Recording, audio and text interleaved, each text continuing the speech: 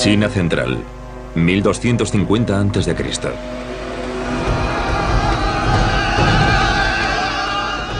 La dinastía Shang está en su apogeo. Gobierna el carismático rey Wuding.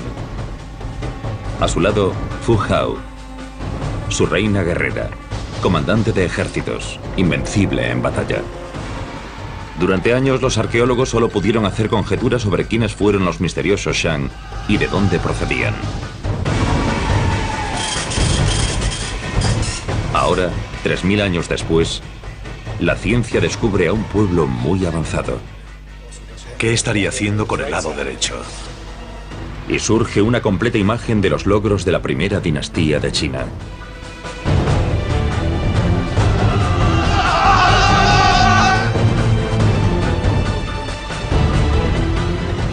La tumba de la reina guerrera.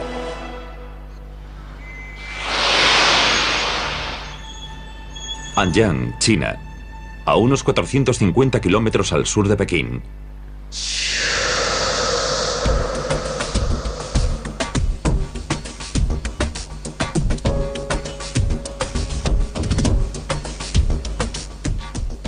Desde 1928, esta ciudad sencilla atrae a los investigadores sobre la antigüedad.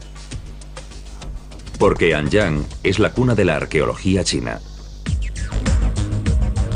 Es la excavación más prolongada de China y una de las más importantes. Año 2009. Arqueólogos del mundo entero acuden a Anyang. Su misión es desvelar el misterio de la dinastía Shang. La historia china está llena de intensos relatos sobre los Shang, pero nadie sabía cuáles eran leyenda y cuál es realidad. Para hallar la verdad, los arqueólogos han de mirar atrás, a 1976, y al descubrimiento de una tumba solitaria en una finca agrícola.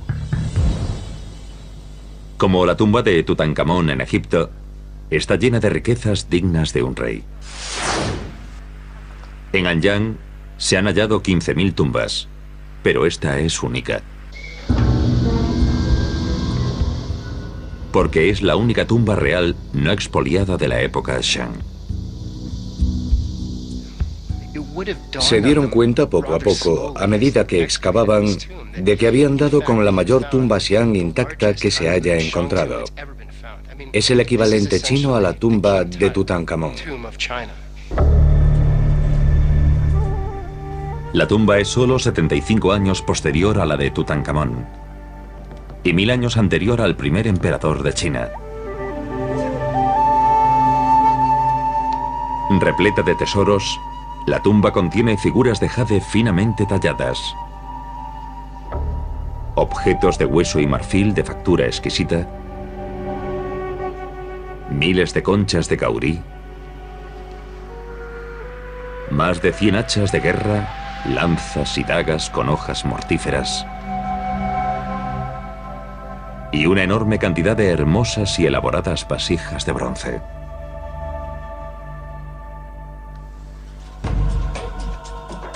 Parece la tumba de un comandante militar destacado o de un príncipe rico. Pero cuando los arqueólogos descifran el nombre grabado en algunos bronces, se llevan una sorpresa.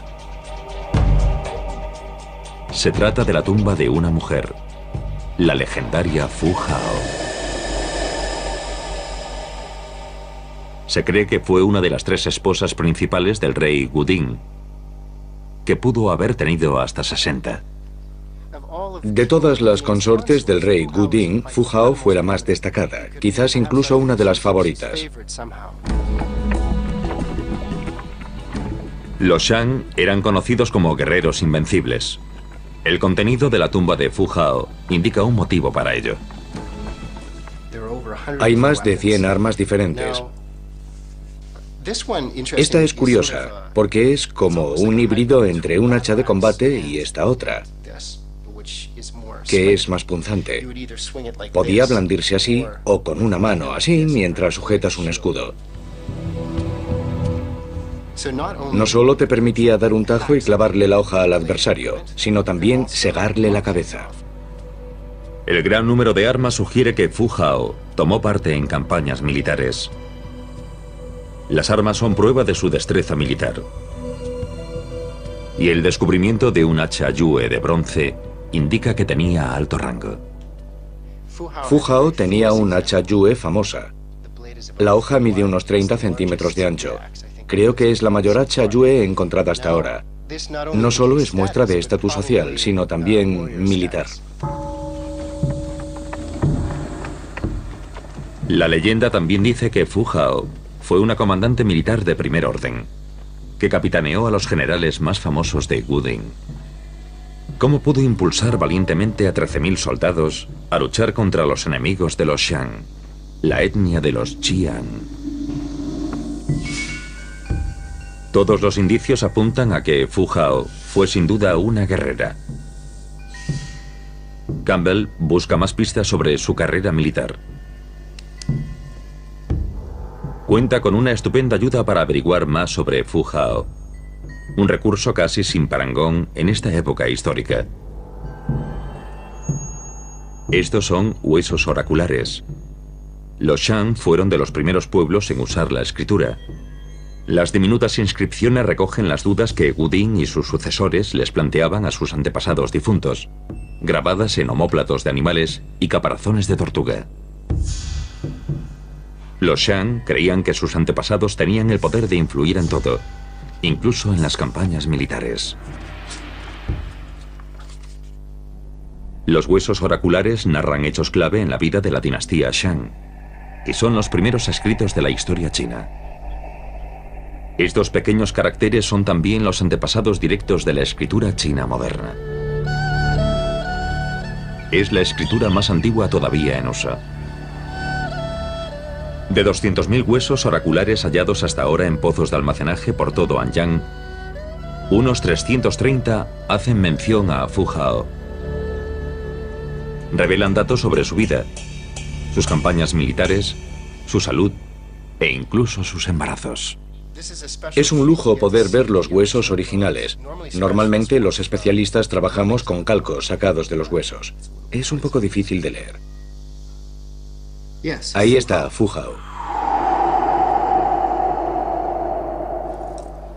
El texto es diminuto, y los investigadores siguen intentando descifrar todos los caracteres, pero Campbell logra una traducción aproximada. Más o menos dice que el príncipe quiere llevarse a Fu Hao para entrar en cierto sitio. Quiere reunir soldados para efectuar un ataque y llevar a Fu Hao consigo para hacer algo que no está claro. En general, lo que el príncipe pregunta es si debe seguir adelante o no con ese plan militar. Los huesos oraculares indican que durante el reinado de Wuding, la guerra fue casi constante. Incluso era conocido como Ding el Guerrero. Wuding y su amada Fu Hao fueron los líderes de una sociedad basada en la guerra.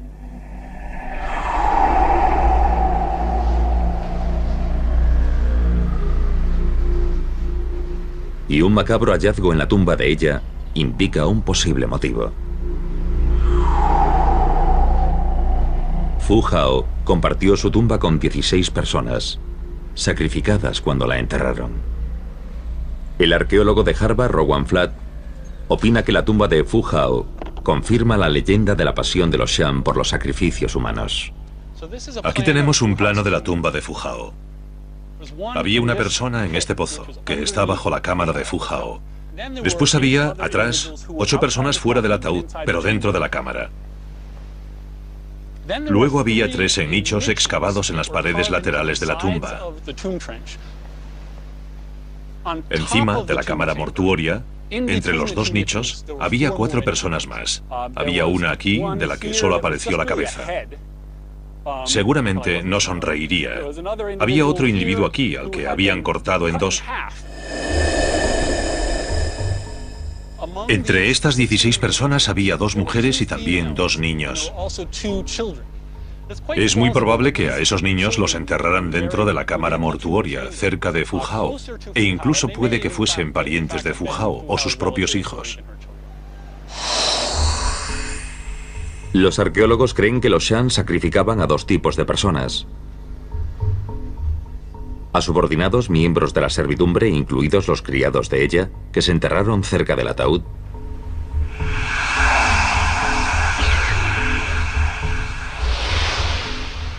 y a personas que se ofrecían como sacrificios rituales. Los expertos creen que eran prisioneros de guerra, de fuera del reino Shan. A veces a esas personas les cortaban la cabeza. Encontramos pozos con cabeza solo y otros con cuerpos sin cabeza. La escala de los sacrificios humanos y animales en Anyang era enorme. En total encontramos miles de sacrificios humanos de tipo variado. Parece que la fama de los Shan respecto a los sacrificios humanos está justificada. Su pasión por la guerra les garantizaría un constante suministro de extranjeros para el sacrificio.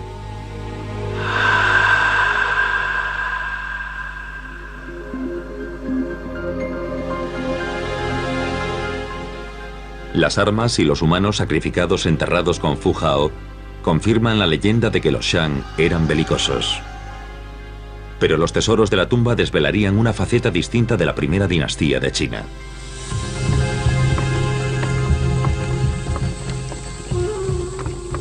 A Fu Hao la enterraron con una impresionante colección de tesoros. Los más destacados son los bronces. De su tumba se extrajeron casi 500, con un peso de 1.600 kilos. Ese material se enterraba con ellos, desaparecía de la circulación, querían tenerlo consigo en el otro mundo. Está claro que la élite Shan le daba muchísimo valor a ese metal. Los Shan figuran entre los fabricantes de bronce más avanzados de la antigüedad. Durante su época, la producción de bronce alcanzó su apogeo en China.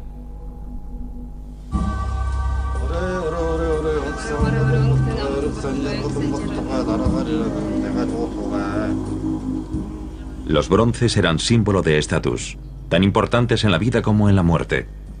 Fu Hao y el rey Wuding los usaban en ceremonias rituales. Hacían ofrendas de comida y vino a sus antepasados difuntos, pues creían que necesitaban sustento por parte de los vivos. Otros pueblos antiguos trabajaron el oro y lo emplearon con profusión en las tumbas reales. En toda China había oro, pero no hay rastro de él en la tumba de Fu Hao. Resulta curioso que no aparezca más oro en esta sociedad compleja, poderosa y rica. Nosotros valoramos el oro porque es brillante, no se oxida, se halla en pequeñas cantidades, así que es un producto escaso. Pero eso no quiere decir que los Shan sintiesen el mismo aprecio por ese metal. Para los Shan el bronce era más preciado que otros metales. Sabían cómo fabricar piezas a una escala sin parangón en todo el mundo antiguo. A los arqueólogos les intriga su tamaño. Con 1,5 metros de altura y un peso de más de 800 kilos, el mayor bronce Shan es casi tan grande y pesa como un escarabajo Volkswagen. Es la mayor pieza de bronce antigua que se haya encontrado. A Fu Hao la enterraron con casi 500 piezas de bronce, un tercio de ellas vasijas rituales.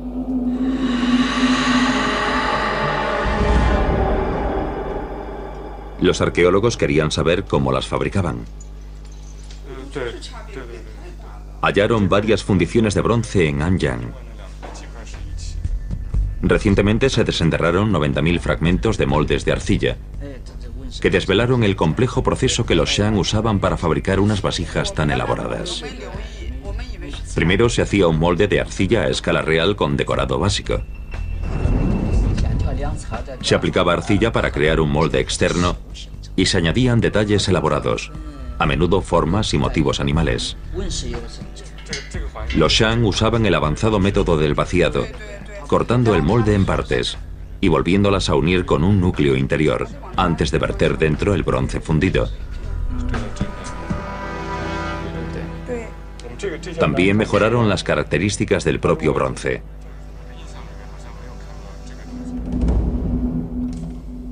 Cientos de años de experimentación permitieron que los Shan perfeccionasen su técnica. Una mezcla de cobre, estaño y plomo les permitió producir piezas de la mejor calidad. El estaño y el plomo tienen puntos de fusión muy bajos, así que algún genio de la antigüedad descubrió que al mezclarlos con cobre se obtenía una aleación de baja fusión con la que es más fácil trabajar. Los expertos opinan que los Shan fueron unos de los mejores productores de bronce de la historia. El análisis de residuos de algunos de los vasos revela que los Shan los usaban para beber vino de arroz. Pero los metales podrían haber afectado a la bebida de Fu Hao. Ahora un equipo de toxicólogos del Hospital Infantil de Boston decide investigar. Los doctores Mark Kellogg y Terence Law habitualmente analizan muestras de sangre y orina, pero hoy van a analizar agua y vino. Trabajan con 3 vasos de bronce moderno, hecho de cobre, estaño y plomo. Los 2 primeros contienen agua y vino blanco, mientras que el tercero contiene vino de arroz chino. Es curioso que el plomo esté en la superficie del agua, así que no se disuelve en ella igual que lo hace en el vino. Usan espectroscopia de absorción atómica para medir cuánto metal pasa de los vasos a los líquidos.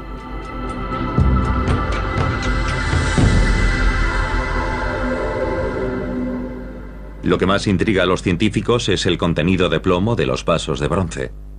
Es tan peligroso para la salud que hoy se vigila mucho el nivel ambiental de plomo.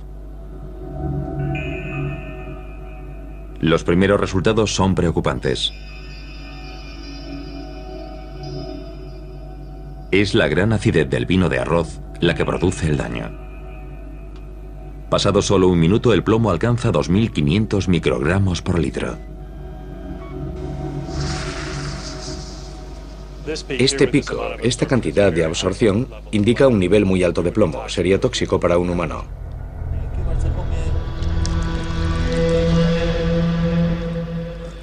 Pasados 4 días, el nivel de plomo en el vino de arroz aumenta hasta los 80.000 microgramos. Supera más de 1000 veces el límite diario recomendado de solo 75.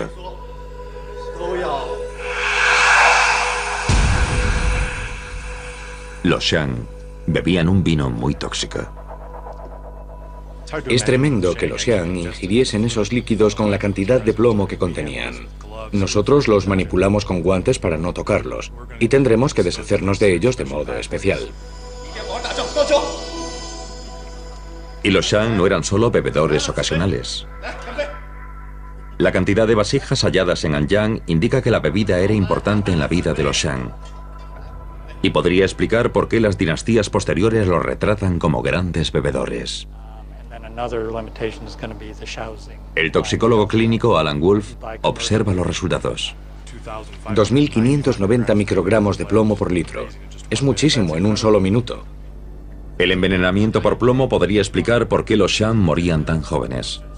El análisis de los esqueletos muestra que los hombres vivían una media de 35 años, mientras que las mujeres solo 30. Beber vino contaminado con plomo, 500 mililitros o 1 litro por día, podría envenenarte en pocas semanas. Y aunque no fuese así, sin duda padecerían las graves consecuencias de la ingesta continua de plomo.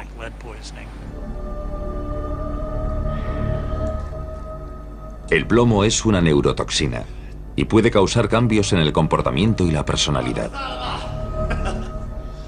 En gran cantidad, el plomo ataca el sistema nervioso central,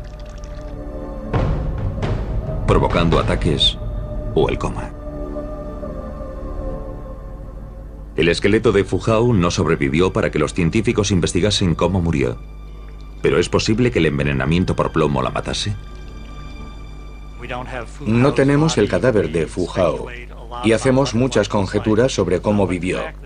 Pero el que hayan aparecido tantas vasijas ceremoniales de bronce, copas y otros objetos hallados en su tumba indica que, sin duda, si Fu Hao había bebido vino contaminado, sufriría el efecto del envenenamiento por plomo. Y quién sabe, quizás incluso le acortó la vida. Parece que la pasión de los Shan por el bronce pudo resultarles mortífera. A medida que los arqueólogos estudian los 1900 tesoros de la tumba de Fu Hao, van desvelando el retrato de esa extraordinaria soberana guerrera antigua.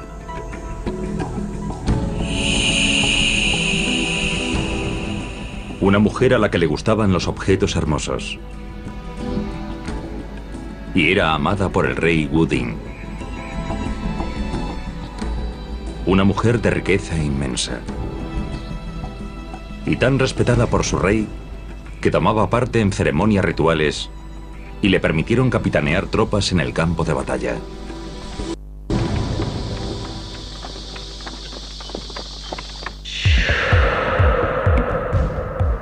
Anyang, la capital del rey Wuding, en el valle del río Amarillo, a unos 450 kilómetros al sur de Pekín.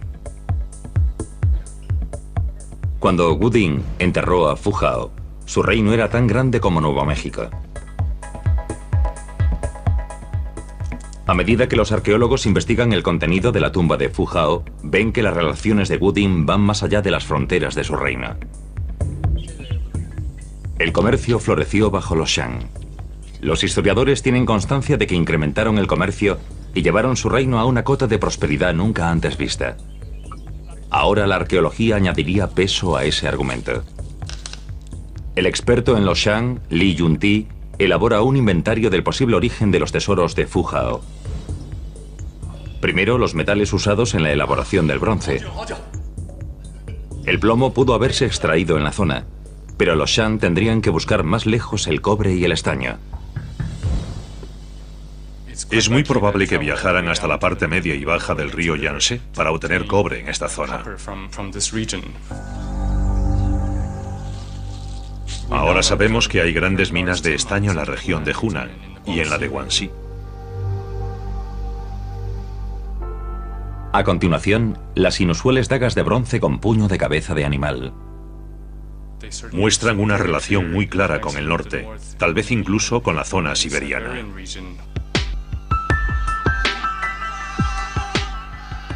Las armas pueden indicar que Fu Hao o sus antepasados eran originarios del norte, de las estepas de Mongolia.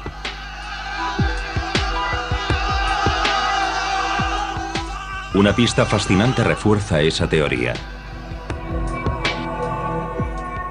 Los arqueólogos hallan una pequeña cabeza de arcilla. Es una de las pocas muestras del aspecto que pudieron tener los Shang. La frente despejada, los ojos redondos y los pómulos altos son rasgos típicos de los habitantes de Mongolia. Pero la tumba de Fu Hao contiene otros tesoros de origen aún más lejano. 4 espejos de bronce que pudieron venir de Asia Central, a más de 1500 kilómetros. Y luego están sus 750 maravillosos jades. Sabemos que Xinjiang es una de las mejores fuentes de jade. Eso está a casi 2000 kilómetros de distancia. La tumba de Fu Hao ha resultado estar llena de tesoros exóticos de procedencia muy lejana. Más de 1000 años antes de la famosa Ruta de la Seda, los Shang ya tenían relaciones comerciales que llegaban hasta la estepa eurasiática. Pero tal vez los objetos más peculiares sean las conchas de caurí. Se hallaron casi 7000 en la tumba. Estaban dentro del ataúd con los jades, lo que indica que eran muy apreciadas. Quizás procediesen de la costa más próxima, a más de 500 kilómetros al este, pero también podían proceder de mares situados a casi 5000 kilómetros. Es fácil encontrarlas en la costa de China, por el sureste asiático, por el Océano Índico e incluso en África. Los cauríes quizás llegaban a Anyang por una ruta de la seda meridional desde el Océano Índico, cruzando el suroeste de China y hacia el norte, hasta la capital de los Shang. Li concluye que la Anyang de Wuding fue una ciudad extraordinaria para su época. Creo que muy a menudo la gente olvida que, aunque fuese hace casi 3000 años, Anyang era una metrópoli de la Edad de Bronce y utilizaba recursos procedentes de toda China. Y más allá. Un milenio antes del Imperio Romano, el reino de Gudin tenía relaciones comerciales que llegaban a miles de kilómetros. Más allá de las montañas más altas del mundo y de uno de los desiertos más inhóspitos. Luego, un hallazgo inesperado desvela que el reino de los Shang hacía algo más que comerciar a larga distancia. Restos de una pequeña ciudad aparecen cerca de unas minas de cobre antiguas, a unos 600 kilómetros al sur de Anyang, que muestran todos los rasgos de la cultura Shang. Lo que nos preguntamos es qué hace un asentamiento Xiang tan al sur. Se creó para mantener el control de los Xiang, quizás como puesto militar avanzado, para controlar el acceso a las minas de cobre en esa zona, y también la red de transporte, para llevar los lingotes de metal hasta el norte. El arqueólogo Robert Murowczyk cree que Gudin necesitaba estos enclaves imperiales para asegurar el suministro de metales. La transformación de los materiales desde la mina a una vasija de bronce terminada es como una danza industrial de elaborada coreografía, en la que cada detalle debe organizarse y controlarse para conseguir la pieza elaborada y hermosa que se necesitaba en las ceremonias de los Xiang. En opinión de Murowczyk, Gudin hacía más que comerciar a larga distancia. También se ocupaba de construir un imperio. Es muy posible que los que vivían aquí tuviesen buenas relaciones comerciales con los Xiang, que también sacasen algún provecho. Puede que ellos produjesen el metal y luego lo vendiesen a los ávidos compradores de los Xiang, que después lo llevarían al norte. 1000 años antes del primer emperador de China, Gudin y Fujao tenían una influencia que se extendía mucho más allá de su capital de Anyang. Mayo de 2009. Un solar en obras en Anyang. Los obreros tropezaron con un cementerio Shan desconocido. Esta tumba recién excavada es la mayor hallada aquí. El director de arqueología de Anyang, Tan Yigeng, ha venido a echar un vistazo. Creo que más del 90% de las tumbas fueron saqueadas en el pasado. Así que es muy raro encontrar una como esta. Por eso estamos entusiasmados con ella, porque podemos aprender mucho. Desde el principio hay indicios de que es una tumba de alto rango. El propietario de la tumba debió de ser una persona muy importante. La tumba tiene una entrada en rampa, lo cual es poco común. Es una forma solo usada para personas de clase social alta. La entrada en rampa es una pista, y los tesoros de la tumba parecen confirmar la teoría. Un detalle muy importante es que al difunto se le ofrecieron cantidad de objetos de bronce, cerámica e incluso jade. La tumba ofrece más pruebas de que Fujao vivió en una época de gran innovación y de relaciones comerciales que se prolongaban más allá de las fronteras de China, porque entre las armas aparece un curioso objeto en forma de arco. Es muy posible que estos dos objetos fuesen importados del norte o del noroeste. Hay muchos detalles que indican que estos objetos se usaban para conducir carros. Carros.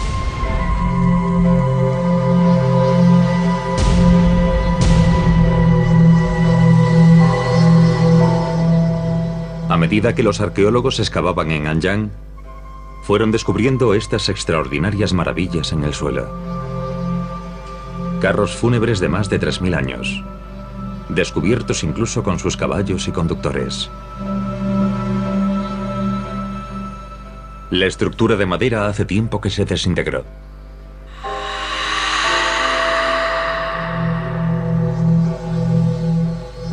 Dejando un calco completo del carro perfectamente conservado en la tierra.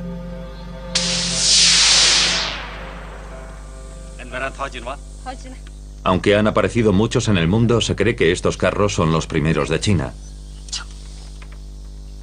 Y aparecen en Anyang, durante el reinado de Wu Ding. Harían que los belicosos Shan dominasen en el campo de batalla. Imagínense ver por primera vez un carro tirado por caballos cargando contra ustedes. Es un vehículo grande e imponente.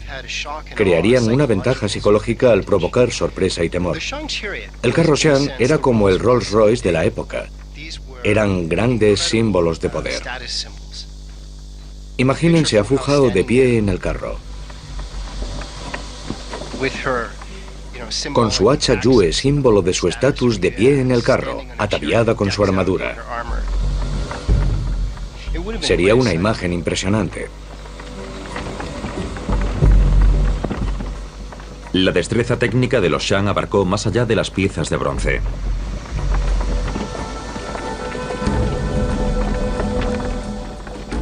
Pero el gran misterio es que no han aparecido carros en China de antes del reinado de Wu Ding.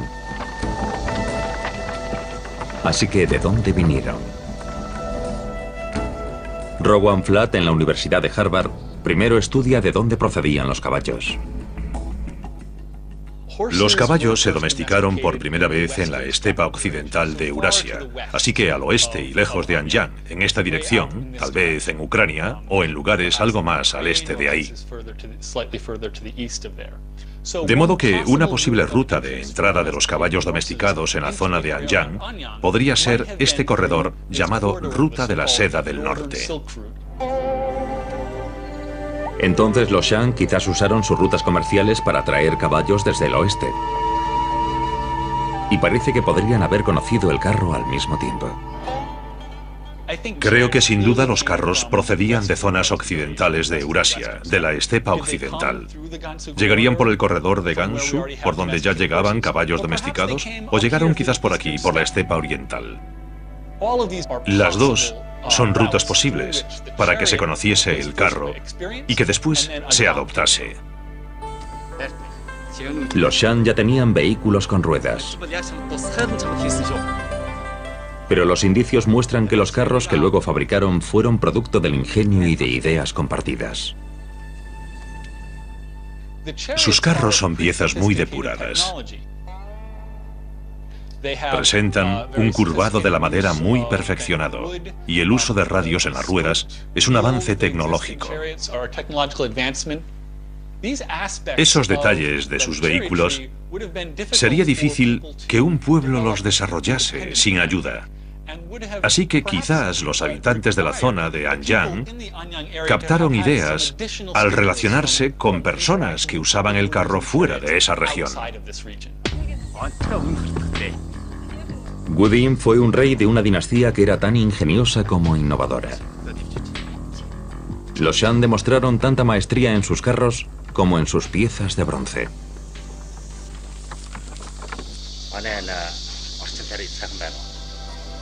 Diciembre de 2000. 24 años después del descubrimiento de la tumba rica e intacta de Fu Hao, se halla otra cerca de ella. Y también revelaría una historia increíble.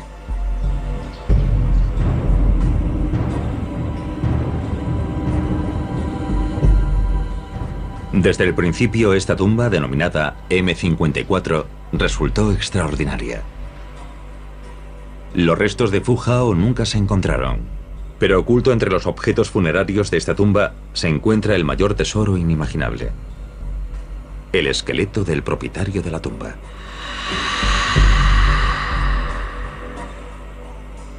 Es un hallazgo raro. Los esqueletos suelen quedar aplastados cuando el ataúd se desintegra. El arqueólogo He Yulin dirige el equipo de excavación. Me di cuenta de que iba a vivir un momento muy importante. Los hallazgos siguen produciéndose.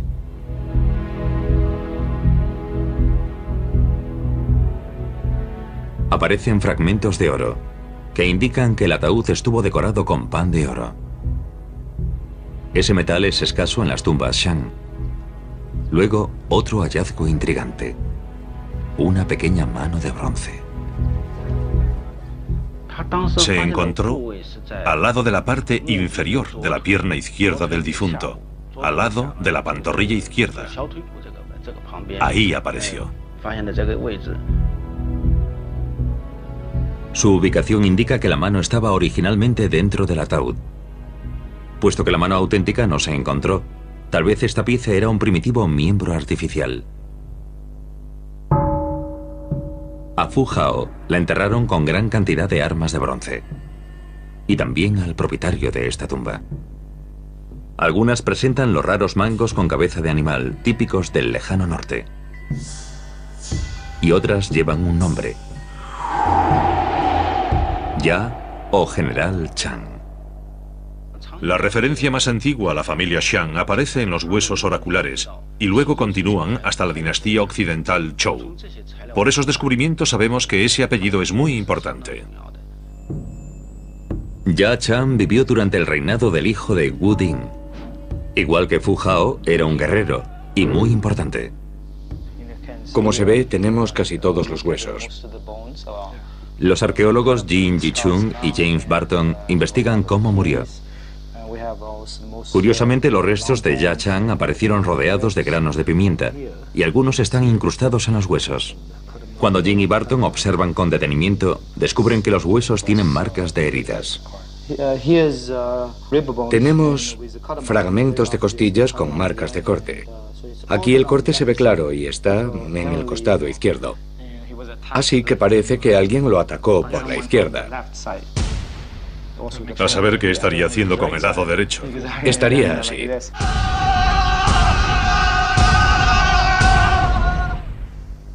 Una profunda fractura en el fémur izquierdo de Ya Chang es prueba de otra herida grave.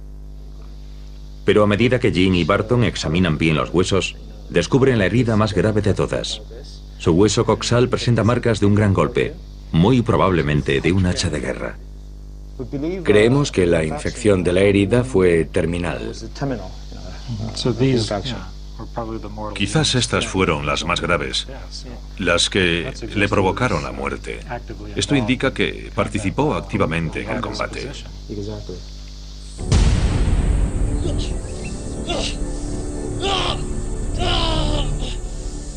Y la herida tiene restos de granos de pimienta. Parece que los avanzados Shang tenían conocimientos de medicina de campaña. La pimienta tiene propiedades antibacterianas y quizás se usaba para impedir que la infección se extendiese.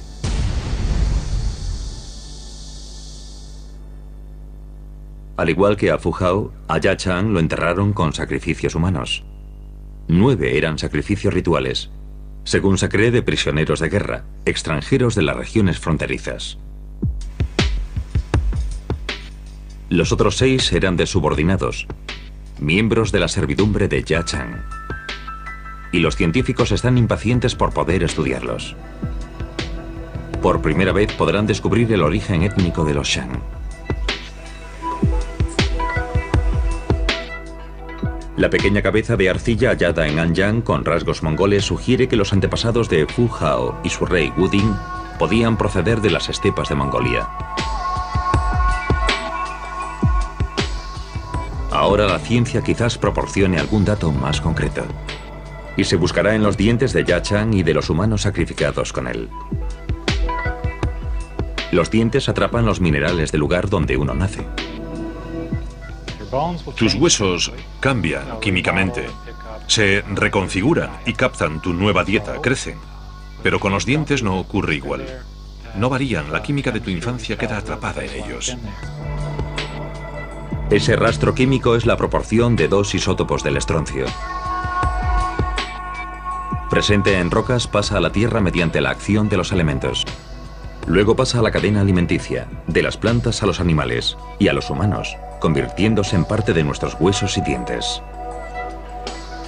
Los arqueólogos envían las muestras aquí, a la Universidad de Carolina del Norte.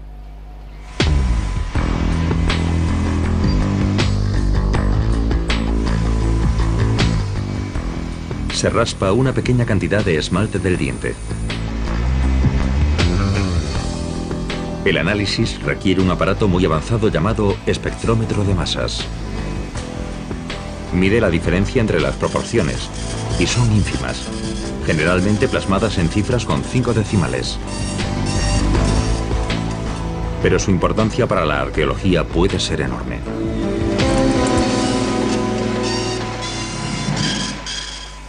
Cuando salen los resultados, hay noticias inesperadas. Cuando obtuvimos los primeros datos, resultó que todo estaba equivocado. Aquí está el resultado del análisis de estroncio. Jin traslada el resultado a un gráfico. La franja horizontal de raya representa el estroncio local. Las barras azules son las víctimas de sacrificio ritual. El análisis sitúa a esas personas dentro del ámbito local. La ciencia invalida todas las deducciones anteriores. No son cautivos de guerra como todos habían pensado, sino autóctonos. Es un dato sorprendente y contradice la hipótesis tradicional de que las víctimas de los sacrificios rituales eran cautivos de guerra. Los sacrificios de subordinados de siervos del propietario de la tumba se cree que son de personas de la zona. Y de nuevo los resultados son sorprendentes. Las barras amarillas representan a los subordinados y están por encima del ámbito local. Esos son los extranjeros. Lo que indica que nacieron en otro lugar. El ámbito de los resultados es amplio e indica que entre los siervos de Yachang había personas de toda China. 3 de los 6 siervos eran probablemente del norte. Y Yachang, según parece, también es forastero. El rastro de estroncio en sus dientes es el más fuerte de todos.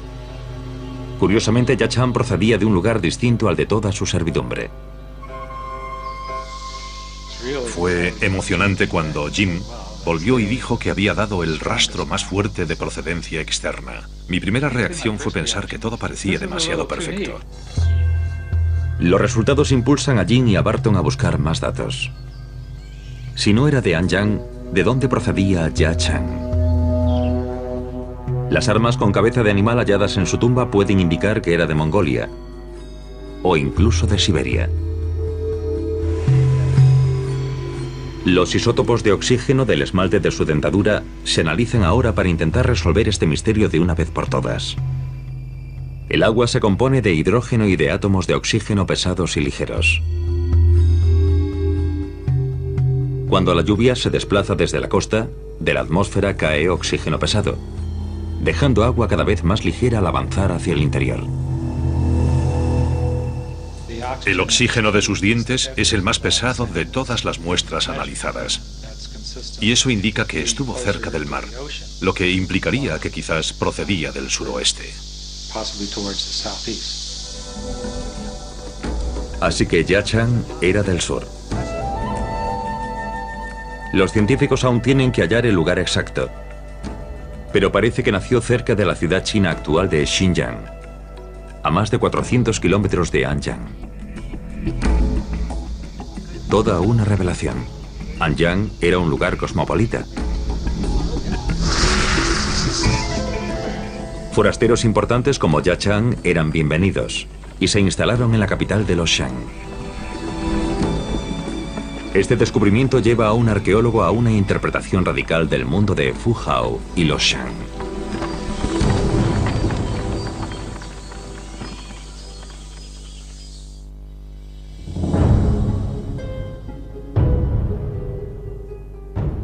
El soberano de Fu Hao, el rey Wuding, fue un visionario. Anyang floreció bajo su mandato.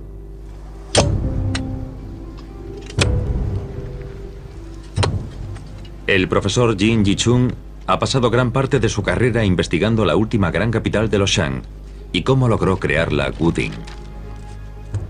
Sus investigaciones lo han llevado a una nueva e interesante tesis sobre la ciudad de Wuding. Las muestras del subsuelo han establecido los límites de la ciudad de la Edad de Bronce que se levantó aquí hace más de 3000 años. Jin y su equipo toman muestras del subsuelo. Buscan tierra apisonada. Si la dejas secar durante media hora es como un ladrillo. Imposible de romper. La tierra bien compactada es indicio de cimientos de templos, palacios e incluso tumbas.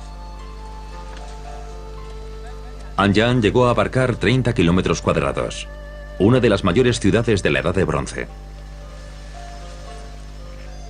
Pero Anyang no fue la primera capital de los Shang.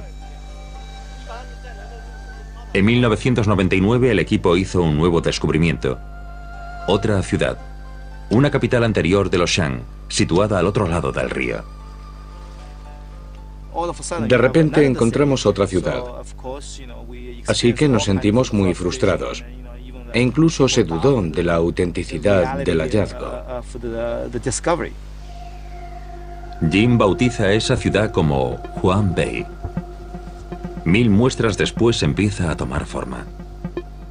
Es una ciudad rectangular amurallada tradicional de casi 5 kilómetros cuadrados, con un palacio cuadrado y un templo en el centro.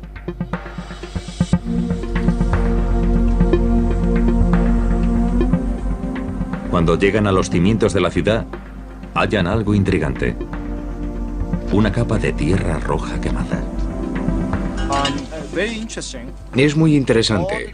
Todos los edificios de dentro de la muralla están cubiertos por esta capa de tierra roja quemada, lo que indica que todos los edificios, todas las construcciones de dentro de las murallas, se quemaron en un solo incendio.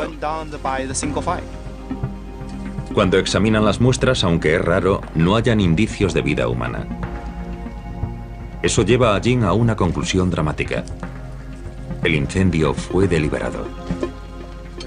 Los que construyeron la ciudad, ese asentamiento urbano, decidieron por algún motivo trasladar la ciudad a otro sitio, así que la incendiaron. No quisieron dejar nada aquí.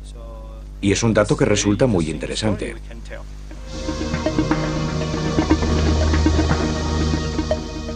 Wudin trasladó a su pueblo al sur, al otro lado del río, y construyó una nueva capital. La ciudad donde Fu Hao y él vivieron era única, distinta a las antiguas ciudades chinas que hubo antes o después de Anyang. Wudin creó una capital con una nueva forma, más irregular y orgánica, y sin murallas. Los restos arqueológicos, los huesos y los dientes indican que su población era una mezcla de grupos étnicos, como en el caso de Yachan. Jin concluye que Wudin era un visionario que creó una ciudad rica, cosmopolita, con una población dinámica. Pero unos 30 años después de su muerte, Jin cree que Anyang era ya un lugar muy distinto. La ciudad había perdido su diversidad multicultural y su fuerza empezó a decaer.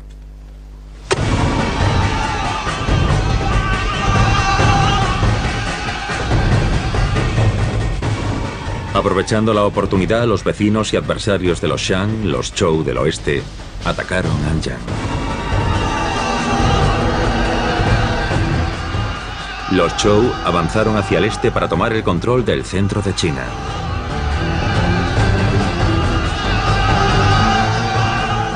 Más de 500 años de dominio Shang llegaron a su fin.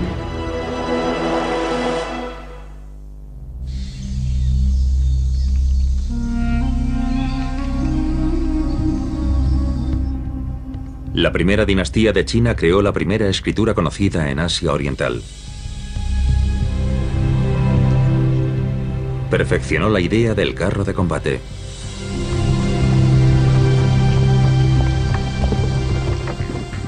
Y llevó la fabricación del bronce a su forma más avanzada en todo el mundo antiguo.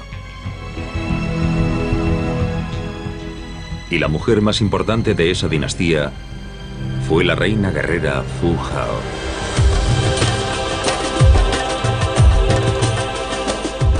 El cuidadoso trabajo detectivesco arqueológico ha desvelado que ella fue una de las mujeres más extraordinarias del mundo antiguo. Y que su rey, Wudin, fue uno de los mayores innovadores culturales de la historia.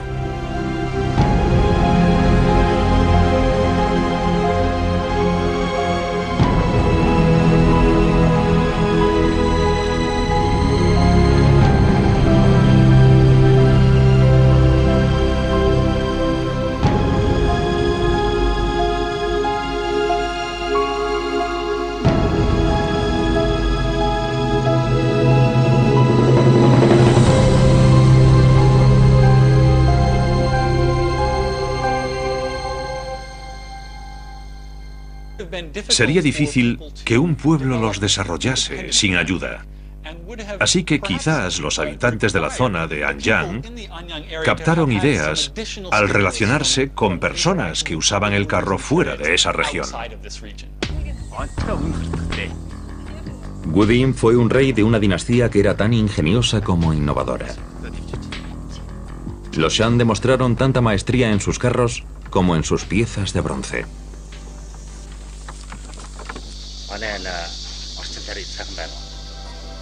Diciembre de 2000. 24 años después del descubrimiento de la tumba rica e intacta de Fujao, se halla otra cerca de ella. Y también revelaría una historia increíble.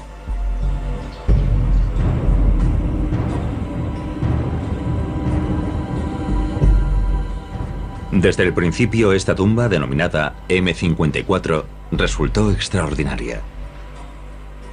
Los restos de Fujao nunca se encontraron, pero oculto entre los objetos funerarios de esta tumba se encuentra el mayor tesoro inimaginable: el esqueleto del propietario de la tumba.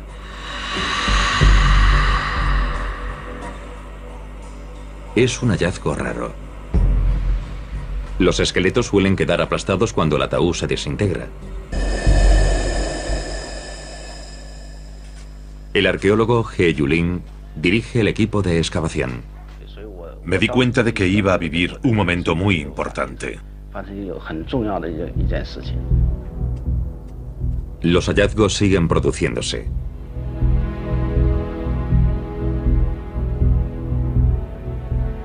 Aparecen fragmentos de oro que indican que el ataúd estuvo decorado con pan de oro. Ese metal es escaso en las tumbas Shan. Luego, otro hallazgo intrigante: una pequeña mano de bronce. Se encontró al lado de la parte inferior de la pierna izquierda del difunto, al lado de la pantorrilla izquierda. Ahí apareció. Su ubicación indica que la mano estaba originalmente dentro del ataúd. Puesto que la mano auténtica no se encontró, tal vez esta pieza era un primitivo miembro artificial.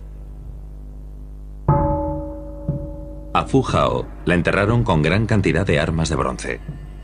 Y también al propietario de esta tumba. Algunas presentan los raros mangos con cabeza de animal, típicos del lejano norte. Y otras llevan un nombre: Ya o General Chang. La referencia más antigua a la familia Shang aparece en los huesos oraculares y luego continúan hasta la personas dentro del ámbito local.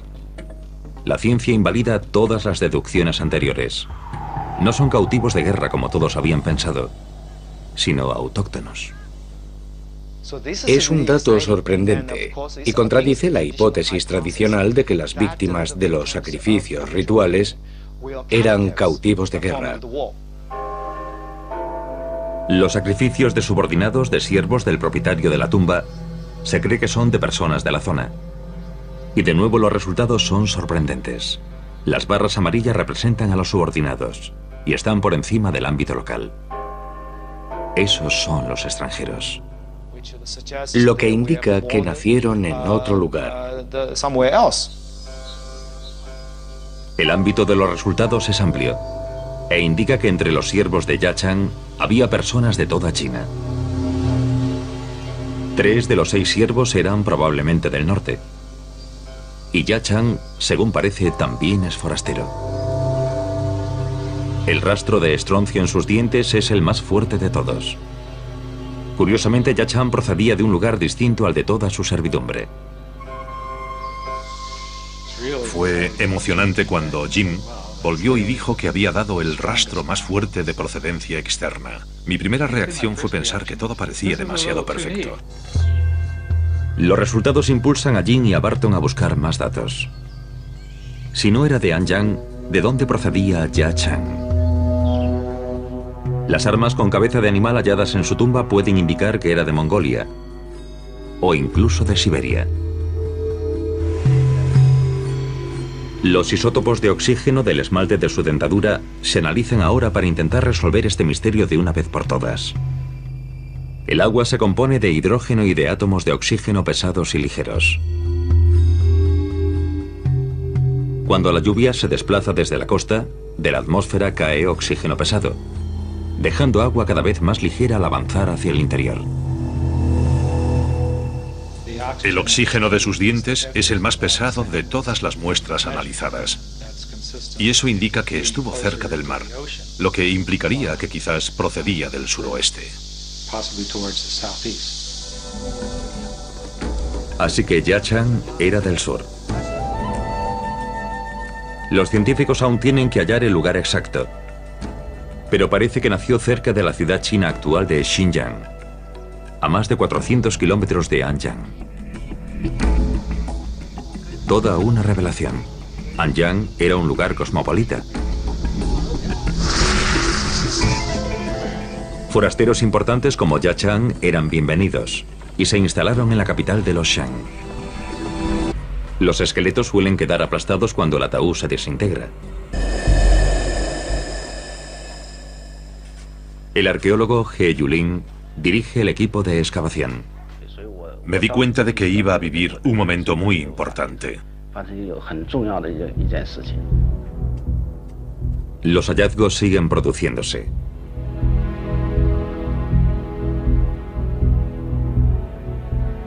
Aparecen fragmentos de oro que indican que el ataúd estuvo decorado con pan de oro. Ese metal es escaso en las tumbas Shang.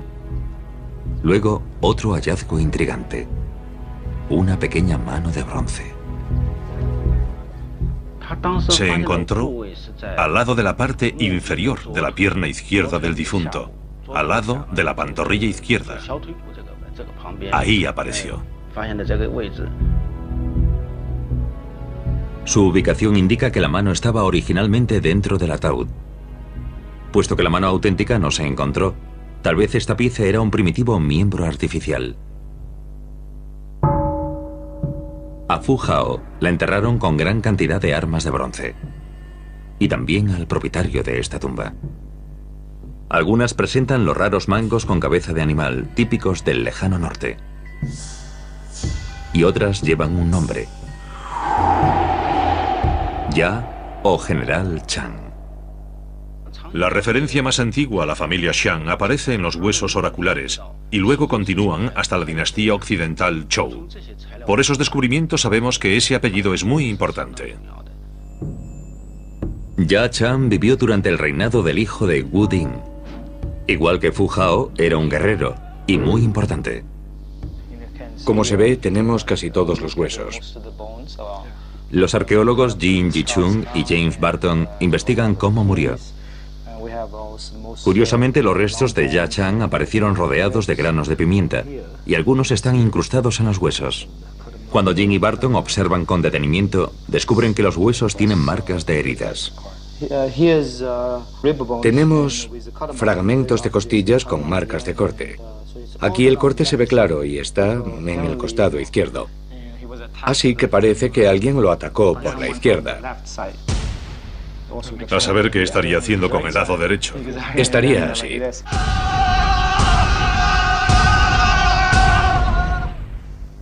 Una profunda fractura en el fémur izquierdo de Ya Chang es prueba de otra herida grave.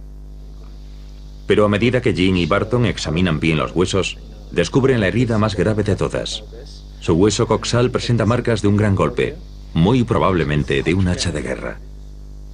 Creemos que la infección...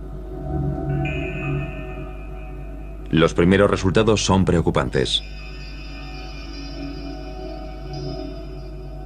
Es la gran acidez del vino de arroz la que produce el daño. Pasado solo un minuto, el plomo alcanza 2.500 microgramos por litro. Este pico, esta cantidad de absorción, indica un nivel muy alto de plomo. Sería tóxico para un humano.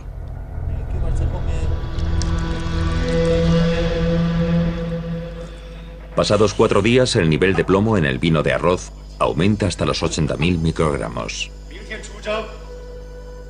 Supera más de 1000 veces el límite diario recomendado de solo 75.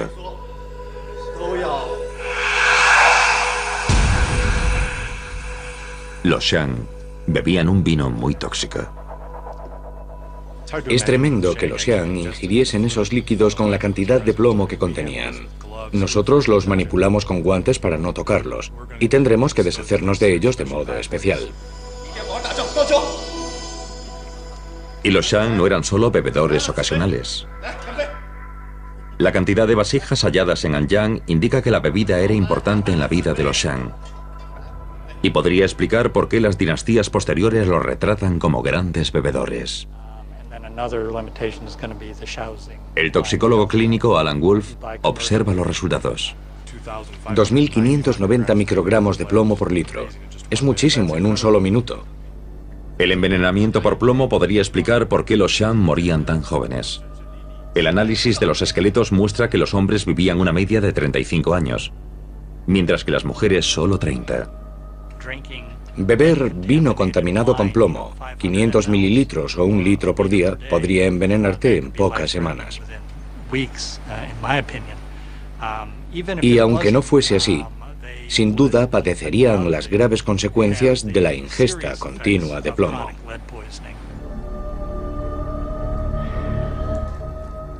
El plomo es una neurotoxina y puede causar cambios en el comportamiento y la personalidad. En gran cantidad, el plomo ataca el sistema nervioso central, provocando ataques o el coma. El esqueleto de Fu Hao no sobrevivió para que los científicos investigasen cómo murió. ¿Pero es posible que el envenenamiento por plomo la matase? No tenemos el cadáver de Fu Hao y hacemos muchas conjeturas sobre cómo vivió.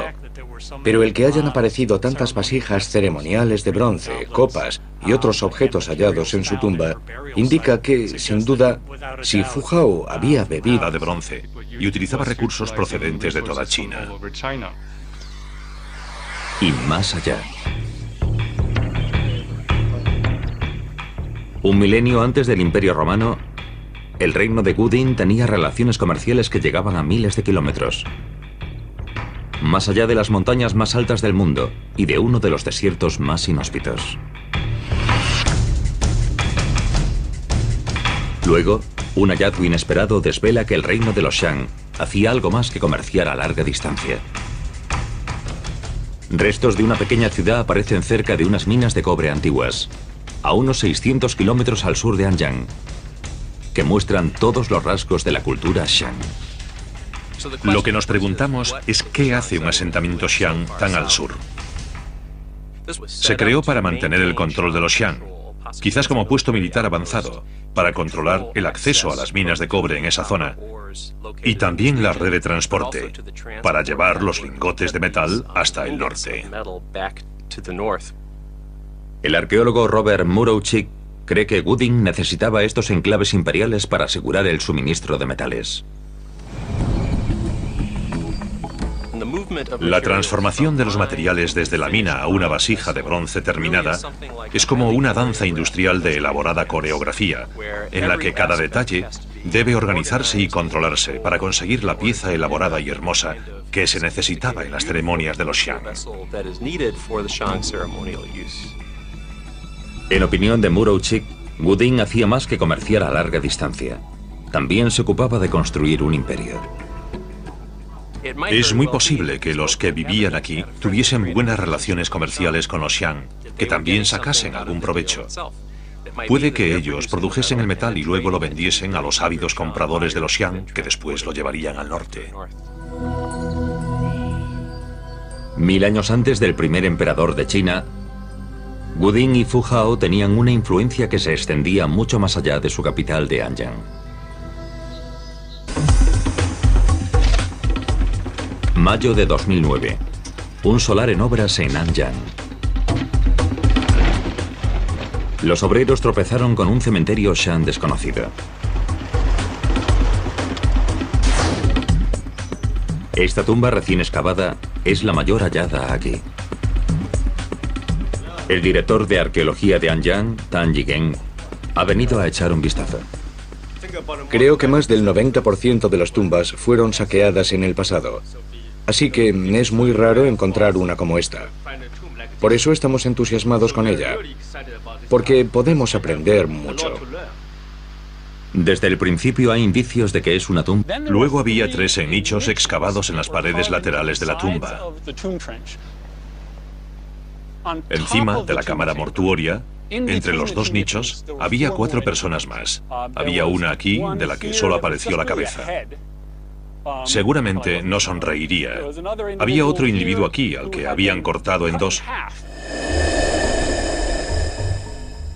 Entre estas 16 personas había 2 mujeres y también 2 niños. Es muy probable que a esos niños los enterraran dentro de la cámara mortuoria, cerca de Phu Hao, e incluso puede que fuesen parientes de Phu Hao o sus propios hijos. Los arqueólogos creen que los Shan sacrificaban a 2 tipos de personas. A subordinados, miembros de la servidumbre, incluidos los criados de ella, que se enterraron cerca del ataúd.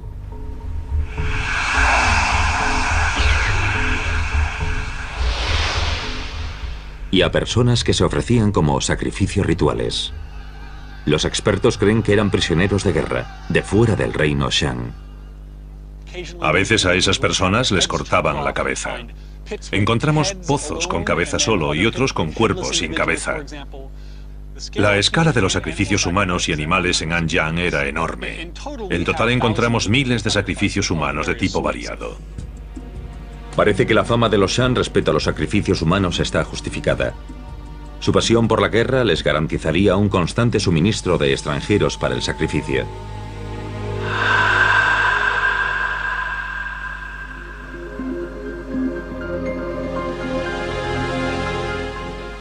Las armas y los humanos sacrificados enterrados con Phu Hao confirman la leyenda de que los Shan eran belicosos.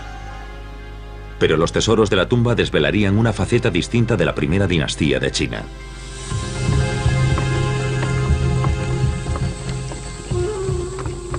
A Phu Hao la enterraron con una impresionante colección de tesoros.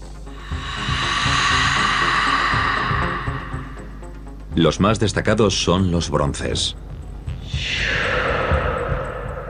De su tumba se extrajeron casi 500, con un peso de 1.600 kilos. Ese material se enterraba con ellos, desaparecía de la circulación, querían tenerlo consigo en el otro mundo. Está claro que la élite Shan le daba muchísimo valor a ese metal. Los Shan figuran entre los fabricantes de bronce más avanzados de la antigüedad. Durante su época, la producción de bronce alcanzó su apogeo en China.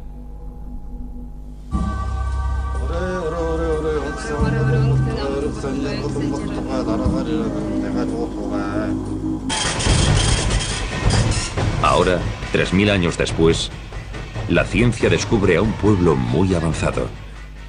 ¿Qué estaría haciendo con el lado derecho? Y surge una completa imagen de los logros de la primera dinastía de China.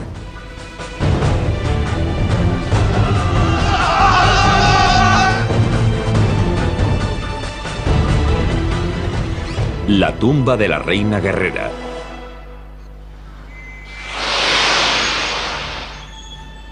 Anyang, China, a unos 450 kilómetros al sur de Pekín.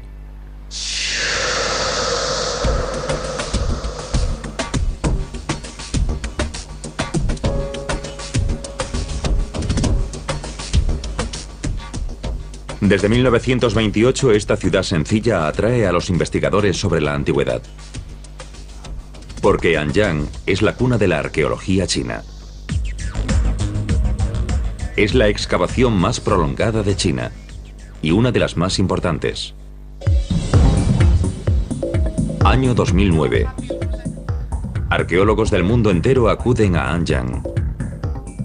Su misión es desvelar el misterio de la dinastía Shang. La historia china está llena de intensos relatos sobre los Shang, pero nadie sabía cuáles eran leyenda y cuál es realidad.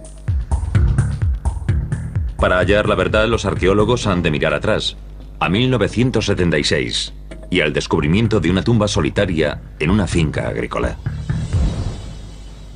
Como la tumba de Tutankamón en Egipto, está llena de riquezas dignas de un rey. En Anyang se han hallado 15.000 tumbas, pero esta es única. porque es la única tumba real no expoliada de la época Shang. Se dieron cuenta poco a poco, a medida que excavaban, de que habían dado con la mayor tumba Xi'an intacta que se haya encontrado. Es el equivalente chino a la tumba de Tutankamón. La tumba es solo 75 años posterior a la de Tutankamón y 1000 años anterior al primer emperador de China. Repleta de tesoros, la tumba contiene figuras de jade finamente talladas, objetos de hueso y marfil de factura exquisita, miles de conchas de caurí, más de 100 hachas de guerra, lanzas y dagas con hojas mortíferas, y una enorme cantidad de hermosas y elaboradas vasijas de bronce. Unos de ellos de modo especial. Y los Shang no eran solo bebedores ocasionales. La cantidad de vasijas halladas en Anyang indica que la bebida era importante en la vida de los Shang. Y podría explicar por qué las dinastías posteriores los retratan como grandes bebedores. El toxicólogo clínico Alan Wolf observa los resultados. 2.590 microgramos de plomo por litro. Es muchísimo en un solo minuto. El envenenamiento por plomo podría explicar por qué los Shang morían tan jóvenes. El análisis de los esqueletos muestra que los hombres vivían una media de 35 años, mientras que las mujeres solo 30. Beber vino contaminado con plomo, 500 mililitros o 1 litro por día, podría envenenarte en pocas semanas. Y aunque no fuese así, sin duda padecerían las graves consecuencias de la ingesta continua de plomo.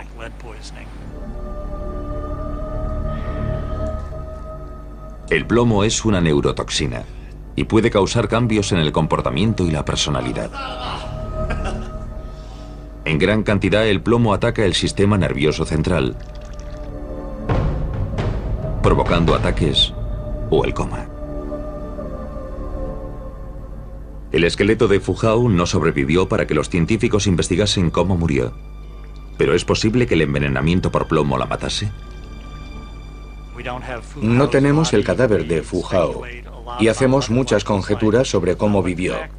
Pero el que hayan aparecido tantas vasijas ceremoniales de bronce, copas y otros objetos hallados en su tumba indica que, sin duda, si Fu Hao había bebido vino contaminado, sufriría el efecto del envenenamiento por plomo y, quién sabe, quizás incluso le acortó la vida.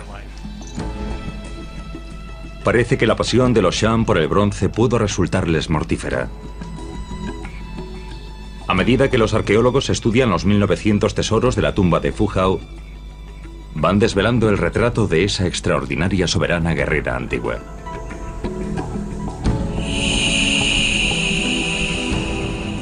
Una mujer a la que le gustaban los objetos hermosos.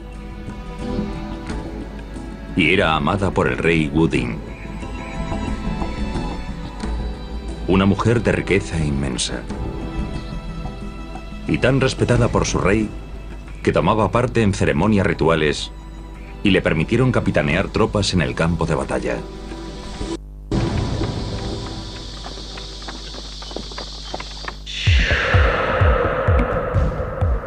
Anyang, la capital del rey Wuding, en el valle del río Amarillo. Aún... Entre estas 16 personas había 2 mujeres y también 2 niños. Es muy probable que a esos niños los enterraran dentro de la cámara mortuoria, cerca de Fu Hao, e incluso puede que fuesen parientes de Fu Hao o sus propios hijos. Los arqueólogos creen que los Shang sacrificaban a 2 tipos de personas. A subordinados miembros de la servidumbre, incluidos los criados de ella, que se enterraron cerca del ataúd.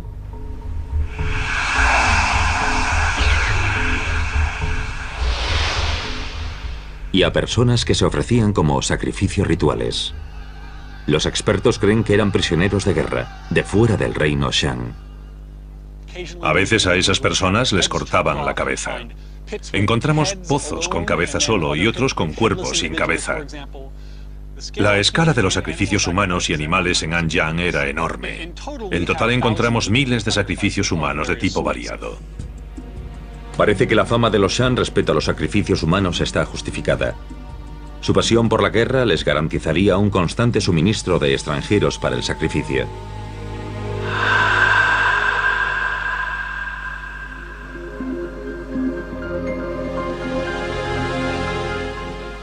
Las armas y los humanos sacrificados enterrados con Fu Hao confirman la leyenda de que los Shan eran belicosos.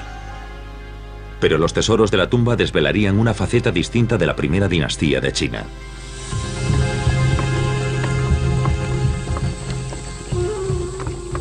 A Fu Hao la enterraron con una impresionante colección de tesoros. Los más destacados son los bronces. De su tumba se extrajeron casi 500, con un peso de 1.600 kilos. Ese material se enterraba con ellos, desaparecía de la circulación, querían tenerlo consigo en el otro mundo. Está claro que la élite Shan le daba muchísimo valor a ese metal. Los Shan figuran entre los fabricantes de bronce más avanzados de la antigüedad. Durante su época, la producción de bronce alcanzó su apogeo en China.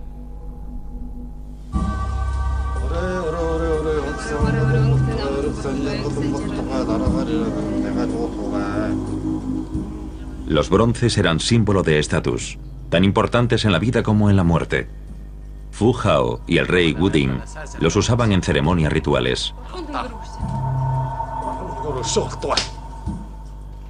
Hacían ofrendas de comida y vino a sus antepasados difuntos, pues creían que necesitaban sustento por parte de los vivos. Los huesos oraculares narran hechos clave en la vida de la dinastía Shang, y son los primeros escritos de la historia china. Estos pequeños caracteres son también los antepasados directos de la escritura china moderna. Es la escritura más antigua todavía en uso.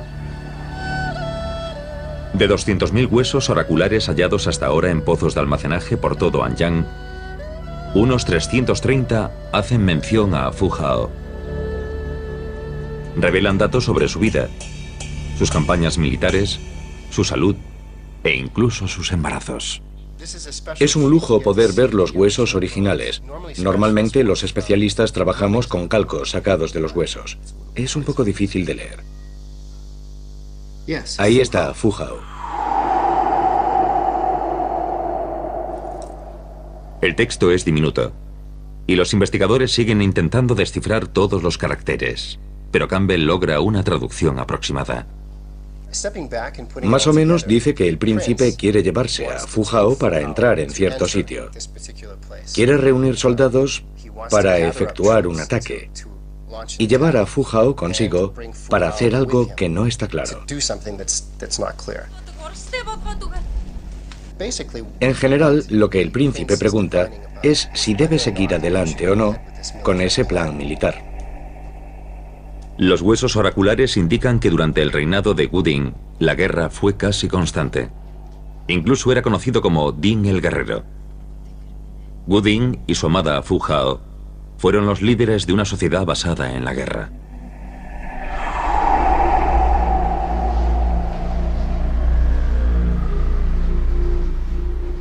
Y un macabro hallazgo en la tumba de ella indica un posible motivo. Fu Hao compartió su tumba con 16 personas, sacrificadas cuando la enterraron. El arqueólogo de Harvard, Rowan Flatt, opina que la tumba de Fu Hao confirma la leyenda de la pasión de los Shan por los sacrificios humanos. Aquí tenemos un plano de la tumba de Fu Hao. Había una persona en este pozo, que está bajo la cámara de Fu Hao. Después había, atrás, 8 personas fuera del ataúd, pero dentro de la cámara. Luego había 3 en nichos excavados en las paredes laterales de la tumba. Encima de la cámara mortuoria, entre los 2 nichos, había 4 personas más. Había una aquí, de la que solo apareció la cabeza. Seguramente no sonreiría. Había otro individuo aquí, al que habían cortado en 2. Entre estas 16 personas había 2 mujeres y también... Más o menos dice que el príncipe quiere llevarse a Fu Hao para entrar en cierto sitio. Quiere reunir soldados para efectuar un ataque y llevar a Fu Hao consigo para hacer algo que no está claro. En general, lo que el príncipe pregunta es si debe seguir adelante o no con ese plan militar. Los huesos oraculares indican que durante el reinado de Wu Ding, la guerra fue casi constante. Incluso era conocido como Ding el Guerrero. Wu Ding y su amada Fu Hao fueron los líderes de una sociedad basada en la guerra.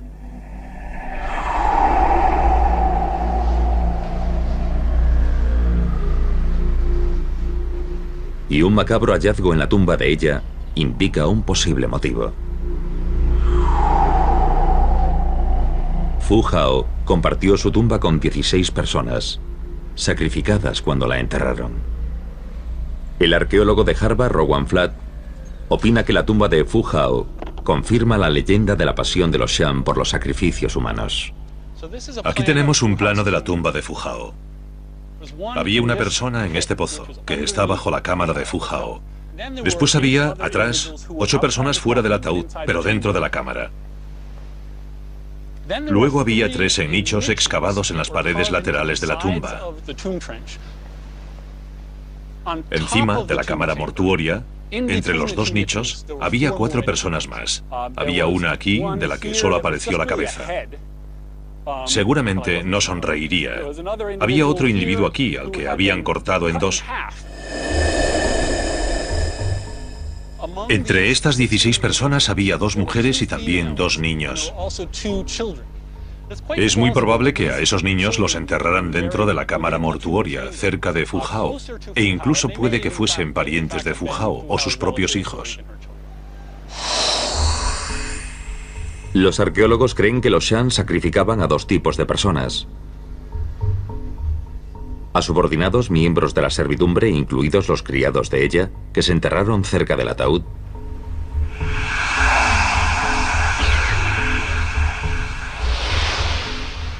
y a personas que se ofrecían como sacrificios rituales. Los expertos creen que eran prisioneros de guerra, de fuera del reino Shan. A veces a esas personas les cortaban la cabeza. Encontramos pozos con cabeza solo y otros con cuerpo sin cabeza.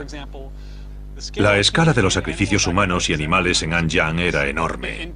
En total encontramos miles de sacrificios humanos de tipo variado. Parece que la fama de los Shan respecto a los sacrificios humanos está justificada.